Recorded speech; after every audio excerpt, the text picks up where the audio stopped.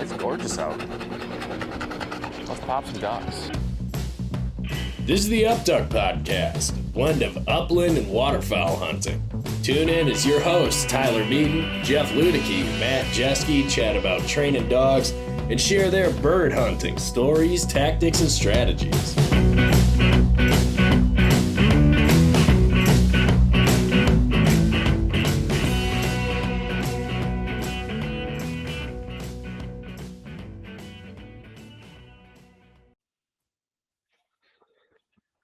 All right, everyone. Welcome back to another episode of the Upduck Podcast. It's just Tyler today. It's going to be a short and sweet little episode here on a relevant topic, which is about taking your dog on a guided hunt. And in this case in particular, we're talking about a guided waterfowl hunt. So as we talked about on our last episode, Jeff, Matt, and I, we went down to Oklahoma with the Red Beards Waterfowl Outfitters.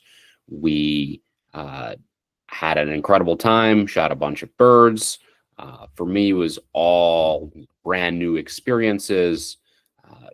It was amazing, right? And I also took my dog down there, right? I took Mac, took him down. So, and he got to pick up a ton of birds, and he learned a whole bunch. And we both saw a whole bunch of new stuff, and learned a whole bunch of new things. And so taking a look back and reflecting on that, right, there's a lot of things that I learned about my dog, about myself, and also right there, Zach also, he has allowed other people to take dogs there and hunt them, and has seen a lot of different things. And I think as dog owners, we often want to, right, we dream, at least I did, about taking my dog on a trip like this, right, and picking up a ton of birds. But you got to make sure your dog is ready, right? And there's a lot of different tips and tricks and things. So we're gonna dive into that today, and share my experiences, my learnings, and what I'd recommend if that's something that you want to do as well. So first and foremost here, not every guy is going to allow you to take dogs on guided trips, right? I knew Zach, right? Zach had known some of the things Mac had done in the past, so he felt comfortable with that, with me as a handler. But he's allowed other people to hunt, to bring their dogs, and it hasn't always been that way, right? So first thing you need to do is ask your guide if they are going to allow, or if they allow clients to bring dogs on hunts. A lot of them don't. And it can be in particular for safety purposes, because they don't know you, they don't know your dog, they don't know what your experience level is, what your dog is capable of, if they've seen anything like what they're going to see on that guided trip. So that's the number one thing. First thing you have to do, it's not the number one thing, it's the first thing you have to do is ask your guide if that's something that you can even do if you really want to bring your dog along. So from there, though, right, if you get the go ahead, you get the okay, they say, yeah, you can do it. I think you really need to step back and think critically about what you really want to accomplish on this hunt, right? Are you there to kill birds, right? Is that your one and only priority, and kill birds and have a good time? Because if you bring your dog, right, that changes your priority level, right? Your number one priority when you bring your dog is your dog safety, taking care of your dog, putting them in position to succeed. And that takes precedence over killing birds, which, right, if you're paying a whole bunch for a guided trip, right, you got to think about that a little bit. So, responsibility, and it's not just there's two forms of responsibility, I should say. So there's the responsibility of, right, packing food, water, a bed, a kennel, a dog vest, and a whole host of other things, right, that you might need for your dog.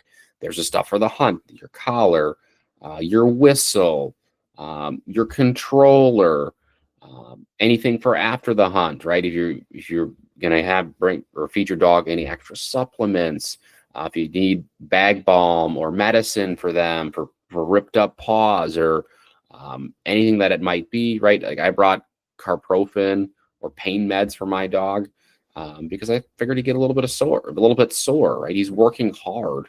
We're going from a we're going from hunt once a week essentially, right? Where maybe we pick up a couple of birds to, we're hunting 3 days in a row. It's a grind. He's picking up birds. He's working hard. He's swimming in cold water. He's trying to pick up birds in a fresh picked cornfield with stalks still up. That's really hard on a dog, by the way. So, right, that I knew he was going to be sore, so I had carprofen, pain meds for him. He got some at night every single time. And then when and if you go even a little bit more granular than that, you talk about like food and feeding wise, right? I mean, do you feed your dog once a day? You feed your dog twice a day? Generally my dogs get fed twice a day, right? We're doing on hunting days where I hunt in the morning, they only get fed once a day. So you got to adjust your dog's food schedule. You have to make sure they stay hydrated. Oftentimes when dogs travel, they can get dehydrated. So paying attention to that again, right? It's really about changing the focus here and the extra responsibility that comes with when you take your dog on this type of trip.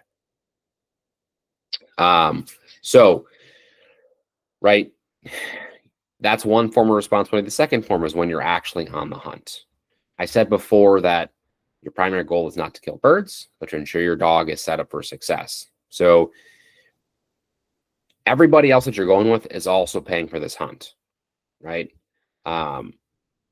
You take your dog along and they're breaking repeatedly. They're not listening, right? They're barking when birds are coming in. They're whining. They're flaring birds, whatever it is.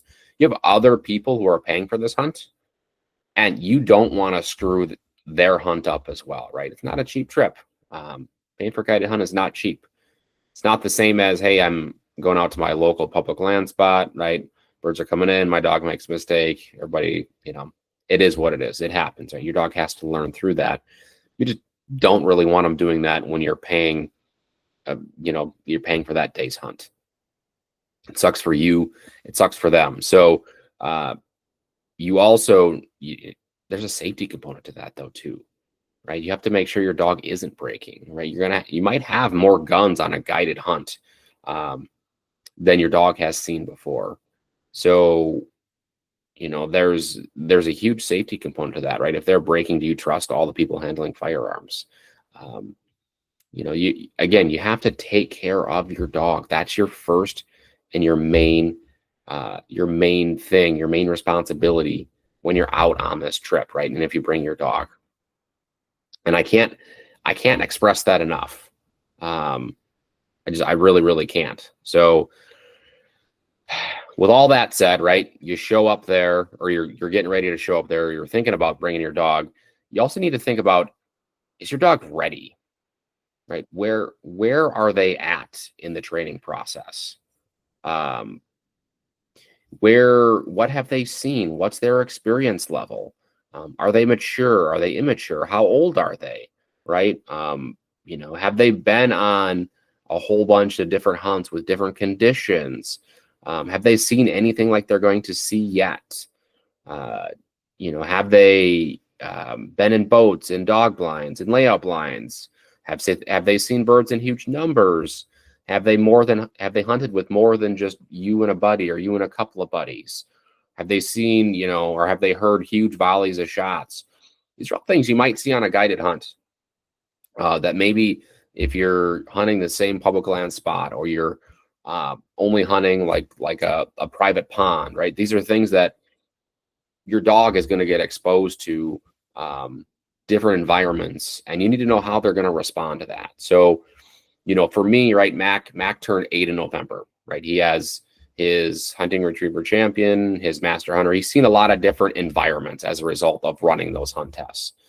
He's also traveled, right? I've done a couple of trips out to Iowa with him, pheasant hunting, right? But it's still new places and things. He's been a guide dog, right, at some local game farms, right? He's picked up a lot of birds, had a lot of shots fired over him. And the big thing that I knew with him is composure, right? He can see new things, and he can remain composed. And that's huge, right? That's a huge thing.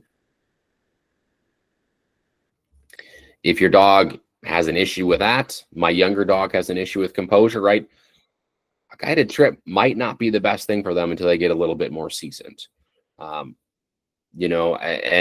Maturity is a huge thing, right? Taking an 8-year-old dog versus a 2-year-old dog, that can make a world of difference just from a dog's brain development standpoint. There's a lot there that your dog is going to have to work through and learn on the fly.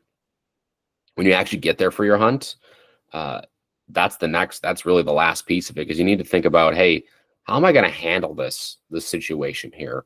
Right, my dog's in a new setting, right? I've got 4 other guys that I'm with. We're used to hunting with just 1 or 2 other people. There are, in this case, our first hunt, there are thousands of geese, right? Giant goose feeds. We're laying in socks.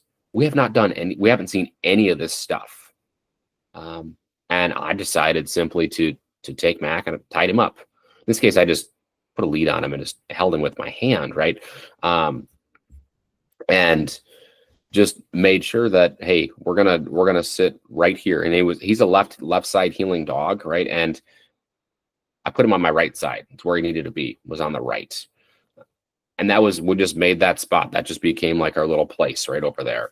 And he picked it up really quickly, right? He's an intelligent dog. Again, he'd seen a lot. I've asked him to do a lot of different things. He'd never seen this, but we just sort of adapted and made that our spot there. So I made the decision I was going to tie him up because I wanted to see how he would handle that situation the first time a giant volley of geese came in, and we all started shooting. And also, again, I didn't want to ruin this for other hunters, right? For me, it also allowed me then to actually go out and shoot, right? I wanted to be able to kill a few birds too. So tying him up allowed me to shoot, kept him safe. So despite all those accolades and all he'd seen, I just thought that was best for him.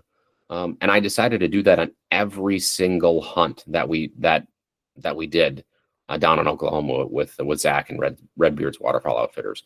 It just was going to work out best. And it did, right? And he actually broke on the cornfield hunt on the second day when he was tied up to a dog blind. Not when we were shooting, after we dropped a few birds and we sat there for 2 minutes. And then when we all stood up, he took off, right? And I'm glad, right? It stopped him from getting the reward of picking up those birds. Yes, was it embarrassing for me as the handler? But yes, super embarrassing. But kept him safe, right? He learned a huge lesson. He was pretty dang steady after that, if you can imagine, because that freaked him out. So, when you think about that, think about what you're going to do with your dog. If you're going to take them or you're going to tie them up, there's no shame in it. It's the only thing we're hurting by not tying them up, or, if we're afraid of it, is our pride. And put that aside if you can, and tie them up if you need to, right? Keep yourself safe, keep your dog safe, keep your other hunters safe, keep the hunt fun and enjoyable. So, just right tips as we sort of wrap this thing up, for your dog, right? Think about, ensuring that they're ready for this. Make sure they've hunted enough, have enough varied experiences, varied training to handle a wide variety of hunts and in different situations. Second thing there, be prepared to handle the dog first and hunt second, despite paying to hunt first. So again, your dog is your responsibility. You need to ensure your dog is safe. Even if that means sacrificing your own hunt. That is the biggest thing, right? You are taking your dog. Your number one priority is them. I cannot emphasize that enough. So as we sort of wrap it up here, last couple of things, be prepared for every situation. So your dog is safe. Make sure you pack the right gear. Make sure you're taking the appropriate safety measures. Before, during, and after hunts. Make sure you're taking care of them. And the last thing is, don't be afraid to swallow your pride. Tie your dog up for your own well-being, the hunt's well-being, and your dog's well-being. Take those things. Think about them a little bit if you're thinking about taking your dog on a guided trip. You can still do it, right? Find the right guide. You can still do it. And then hopefully this helps, right? Hopefully this is beneficial. some things that I've thought about, or I thought about before. And before we went down there, and I reflected on it, and hopefully it's beneficial for you. I will say I went through that whole list of things in my head, and I was like, yes, I want to do this, right? I want this to be the reward for my dog, who's taught me a lot, who's done a lot for me. And as we got closer, I did get a little bit nervous. Like, man, am I doing the right thing? And it's like, yes, I am, right? This is my chance to take him, reward him for that. And I do have to swallow my pride. I do have to put my dog first over this trip, this trip that's going to be a first for me. And it was worth it for me, right? I love seeing my dogs work. That's my big thing, right? I love my dogs. And so seeing him get to work and do the things he's capable of in new, amazing settings with great people, with birds and things happening like I'd never seen, it was awesome. And it was totally worth it. It required sacrifice and more work on my part, and I do it all over again. And yeah, it's I still look back on that trip, and I'm so glad I brought him. But I'm also glad that I had him prepared, and I knew him. I knew what to expect from him in new situations. That was also really, really key. So that's it for today's this week's podcast. We'll be back next week with a guest. So we'll get back into guest mode here as we launch into the end of January, beginning of February here. We get into the off season for just about everybody. So stay tuned for more. If you made it this far, go ahead, leave us a quick review on iTunes, Spotify, wherever you're taking this podcast in. Check us out on Instagram, YouTube, which is Fresh and Live. Check us out anywhere you can find us on social media. And then last thing here, too, if you're looking for other awesome podcasts, go ahead and check out the rest of the podcasts on the OKS Podcast Network. We've got everything from shooting to fitness to trapping to obviously deer hunting. There's something for just about everybody there. So as we get into the off season and need your hunting fix, go ahead and scroll through those podcasts, find yourself another good listen, and have yourself a fantastic day or night.